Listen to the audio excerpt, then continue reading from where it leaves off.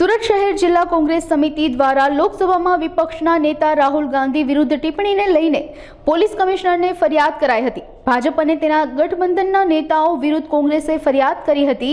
રાહુલ ગાંધીને સામે બેફામ વાણી વિલાસ કરી તેમને ધમકી આપ્યા હોવાના કોંગ્રેસના આક્ષેપ કરવામાં આવ્યા હતા। મોટી સંખ્યામાં કોંગ્રેસના કાર્યકર્તાઓ કમિશનર કચેરીએ ઉપસ્થિત રહ્યા હતા।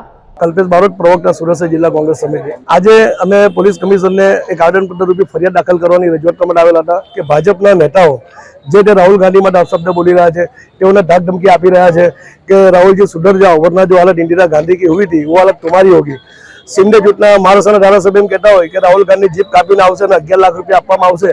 આવી વિચારધારા માત્ર ગોડસેની પેદાશ હોય તે લોકો આવા વિચાર હોઈ શકે।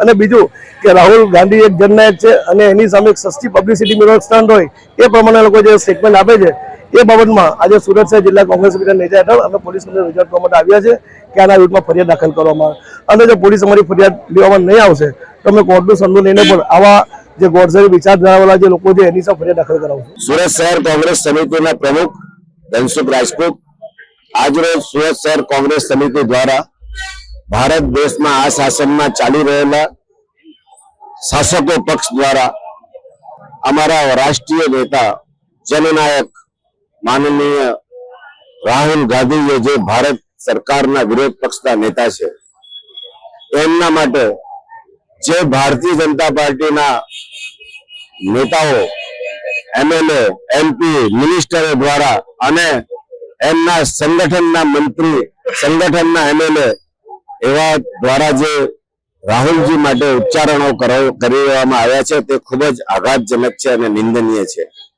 आवा उश्केरણીજનक जे उच्चारणों थई रह्या छे तेमां सरकार मौन धारण करी रही छे अने प्रधानमंत्री श्री ने जो अमारा खड़गेजी राष्ट्रीय अध्यक्षे जो एमने सूचन कर्युं होय एमने चिंता व्यक्त करी होय અને એ ચિંતાને જો નિરાશામાં ફળી હોય ત્યારે સુરત શહેર કોંગ્રેસ આખા દેશમાં કોંગ્રેસના તમામ આગેવાનો મળીને દરેક પોલીસ સ્ટેશનોમાં અમે ફરિયાદ નોંધાવીએ છીએ અને એવા સામે પગલાં લેવા માટે સરકારને જાણ કરીએ છીએ। આ પ્રકારની અમારું આયોજન છે।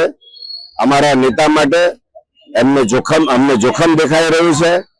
જ્યારે ભારતીય જનતા પાર્ટીના नेताओं जे रीते आतंकवादी तरीके डिक्लेर करता होय जेना परिवार मांथी इंदिराजी राजीवजी ने आतंकवादी हत्या करी होय तेना परिवारना ए सभ्योने जो आपणे आतंकवादी नो लेबल मारे अने सरकार कई बोलती ना होय एनी सामे अमने खूब ज घोर विरोध छे अने एमां एमनी सह छे ए साबित थाय छे।